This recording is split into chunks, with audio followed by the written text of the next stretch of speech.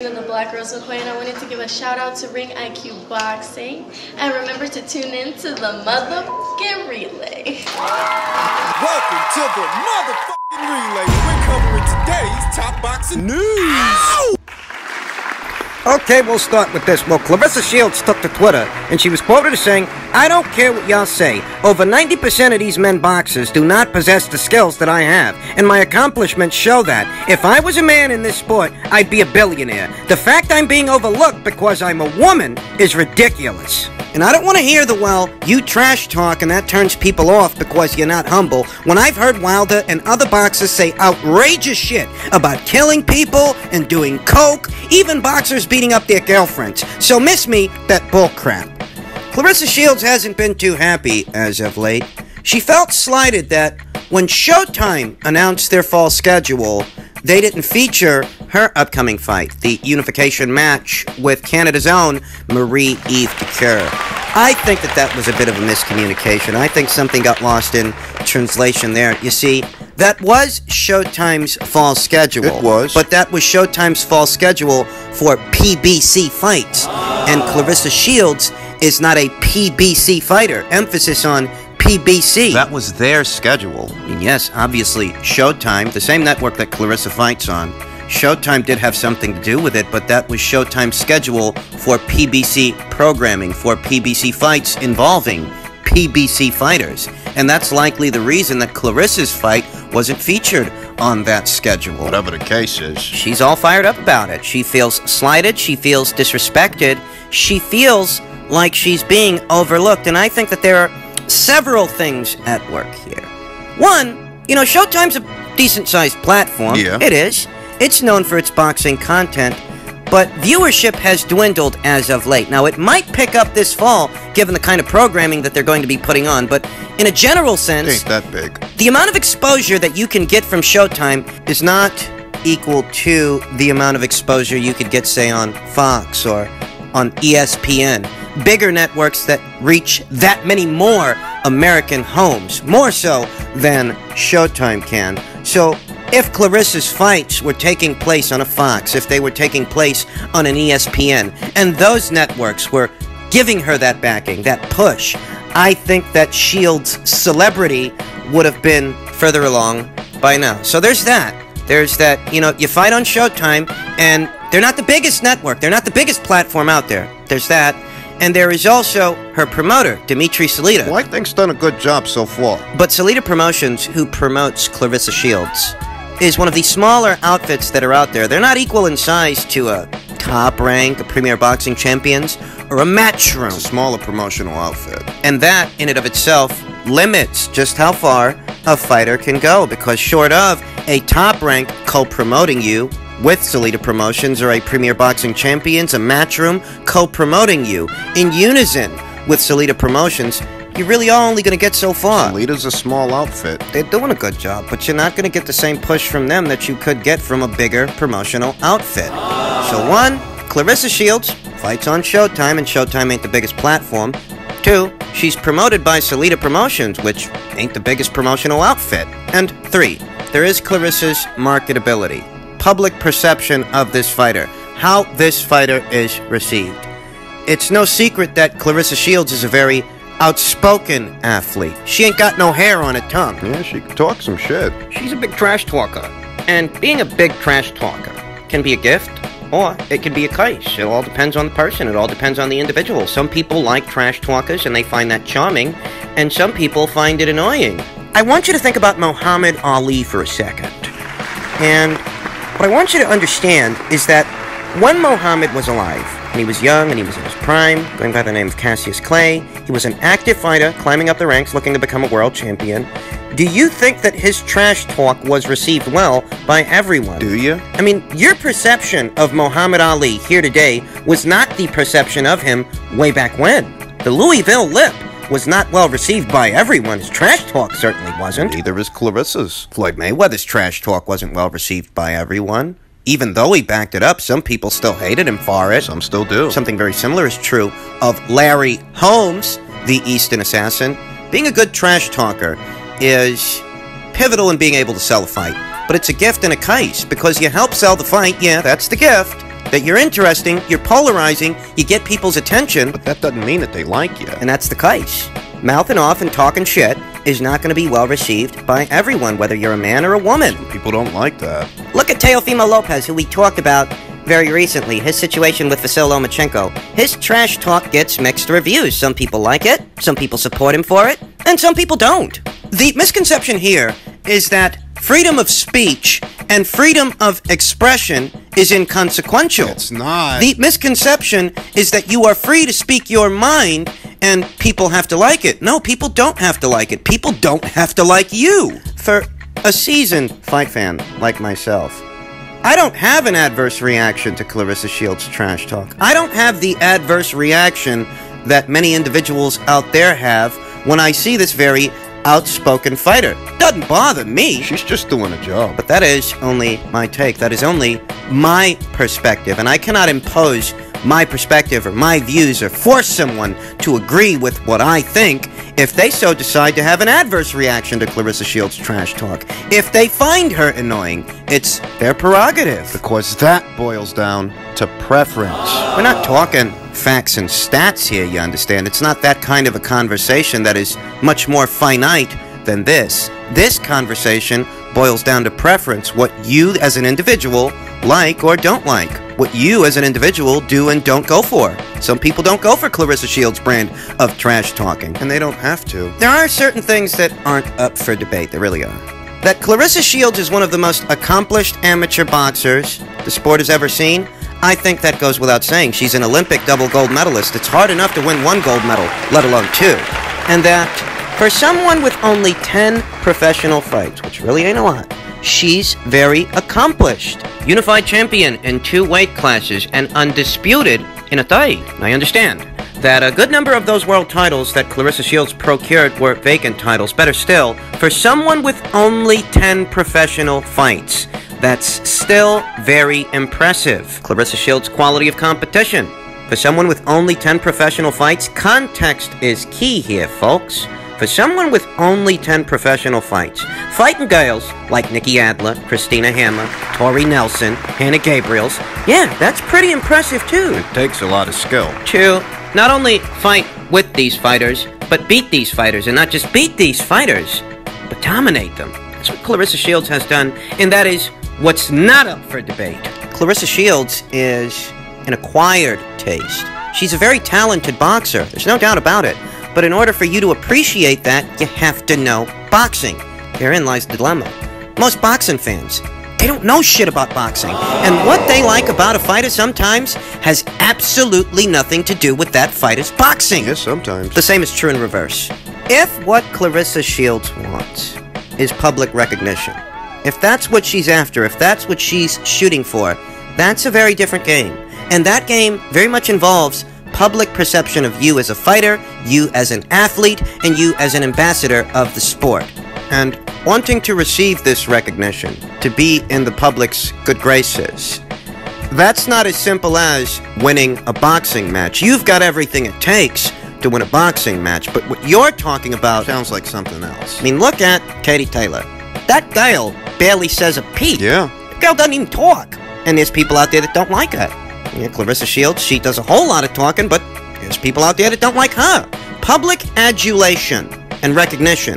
Be a motherfucker. And getting it isn't always as simple as simply winning a boxing match or boxing matches. It's tricky. In other news, Joshua versus Pulev is being targeted for December 5th or December 12th. Anthony Joshua's world heavyweight title defense against Kubrat Pulev is now likely to take place on December 5th or 12th, as promoter Eddie Hearn looks to give as much chance to a crowd being allowed to attend as possible. Joshua was originally due to defend his titles against the Bulgarian in Tottenham Hotspur Stadium in North London in June. This week's tests events are taking place in cricket, horse racing, and snooker with limited crowds, with UK Prime Minister Boris Johnson having said he was hopeful for a return of sporting crowds in October, providing there is no second wave of the virus. It looks like Fury vs. Wilder is December 19th, so we'll most likely go in December 5th or 12th to give us as much time as possible, Hearn said. He should have been out in June, and now he will have been out a year. When you talk to him and Robert McCracken, Joshua's trainer, he's not suffering for a few quid. So he needs to progress his career in the right way and, more importantly, prepare for the Tyson Fury fight. Pulev, coming off a year layoff, is really good preparation, in my opinion, for Tyson Fury. Not stylistically, but just to get in with a big heavyweight, get that big momentum, hopefully score a big knockout, and move forward into that fight in 2021. For Hearn, the loss of a live gate creates a big shortfall in revenue. He is in the same boat as Canelo, Hearn said. We would have taken $5 million on the gate, so now there is a $5 million hole in the AJ fight. How are we going to get around that? Pulev takes less, AJ takes less, maybe condense the card a little bit, maybe get 2,000 people in somewhere to pay premium price seats. If we're getting 400 in the Crucible in Sheffield for the World Snooker Championships next week, and it goes well, and the numbers continue to decline or plateau, we have to think that in October or November we can get 2,000 in an arena. At the moment, anywhere in the world has a problem, Hearn said. Saudi Arabia, where Joshua beat Andy Ruiz Jr. in December, were due to hold major events this year, but at the moment, they're not looking to do that until early next year because they're not quite in a position to do so. Saudi have the G20 summit in November. I am not sure if even that is going to be possible. It would be quite nice to not worry about the pressures of the crowd for AJ and just do it in a territory that is up for investing in a site fee. But all the countries are not at a stage where they can confidently say, yes, we will make an investment for a November-December fight because we know we will be fine. We are still in the land of, it's looking good, but let's see. The same as here. It seems that, here and now, it's really not a question of whether or not you can stage boxing matches, whether or not the modus operandi is available to stage cards of some kind, so much as, when do the big names come back? When do those big names return that command big purses and command big audiences? When can we expect them to come back to boxing? This is yet another postponement for Joshua versus Pulev. Eddie is being quite transparent as far as what his intentions are and why he harbors them, that if they wait a little longer, perhaps they can get some gate revenue, and if there's a chance that can happen, he's willing to wait. He's willing to push the fight date back even further in the hopes that at some point they can start to get gate revenue, which will help to offset the costs and ensure that fighters actually want to fight, because under normal circumstances, the fight would be worth a lot more than it's worth right now, and this is prize fighting, folks. These guys are fighting for prizes after all, so it is a motivating factor, thus it motivates the fighters to fight. You know, very recently, Eddie Hearn said that he thinks that's what's going on with the Canelo Alvarez people, that the Canelo people, given the difficulties that they're experiencing pinning down an opponent for Canelo in September, might so decide to hold out and wait until November. That's entirely possible, by the way. People over there at Golden Boy Promotions, Canelo Alvarez, Team Canelo, they might decide to sit out September and October, wait until November, when perhaps they can maximize their earnings, at least more so than they can in September. I thought about that, and then I thought about Mike Kopinger's tweet yesterday in reference to the Vasyl Lomachenko versus Teofimo Lopez fight, the fight that's in jeopardy, the fight that might not happen. You gotta remember what Mike said. With the proposed date a little over 60 days away, Teofimo is resigned to defending his title against a different opponent. Per sources, can the fight be salvaged? Different opponent? Well, wait a minute. Sounds like a tune-up fight. You remember what Teofimo Lopez said? Teofimo Lopez, in a nutshell, said, no audience, no fight. That was several weeks ago, a little over a month ago, maybe two. But that's what Teofimo Lopez had to say about it, that if it were up to him, he wouldn't have the fight in the absence of a live audience. And if you decide to have the fight in October, that might be the case. Now, Teofimo Lopez also said that he doesn't want tune-up fights ahead of a Vasyl Lomachenko fight. He wants to go straight into it, so there is also that to consider. But if you think about it, Teofimo, he wants to make as much money off this thing as he can. The same is true of Top Rank. Let's not kid ourselves here. Pretty sure Vasyl Lomachenko does too, so let's not beat around the bush. Everybody involved in this thing wants to be able to make as much money as they can, as much money as possible. And in the absence of a live audience, you can't do that. So what if you wait a little longer? You wait until November. Maybe you wait until December. Maybe you have the both of these guys fight other guys, fight in tune-up fights. Maybe Teofimo Lopez is coming around to the idea that he doesn't go into a Lomachenko fight straight away, and he fights someone else instead. And that's what the news is. Per Mike Kopinger's sources, Teofimo is resigned to defending his title against a different opponent. So did they finally get Teofimo Lopez on board? Does he now understand why the people over there at Top Rank wanted him and Vasyl Lomachenko to have interim fights, tune-ups, ahead of their fight with each other? That this would afford these guys the ability to make themselves some coin, make themselves some change, because they are prize fighters, and they can't win prizes if they're not fighting. Does he now understand why that proposition was made in the first fucking place? You know, there's a Boxing Scene article up right now that reads, Teofimo Lopez could stay at 135 for the right fight. And obviously, the right fight would have to be the Vasyl Lomachenko fight, the fight that is in jeopardy, but the fight that fits all the characteristics of the proverbial right fight. He was asked about staying in the lightweight division, and Lopez said, absolutely. With the Richard Comey fight, I made weight so very, very easy. I didn't expect it to be easy, so I know I can make 135 again. Very smooth, and absolutely, I would fight at 135 again. And several names were mentioned.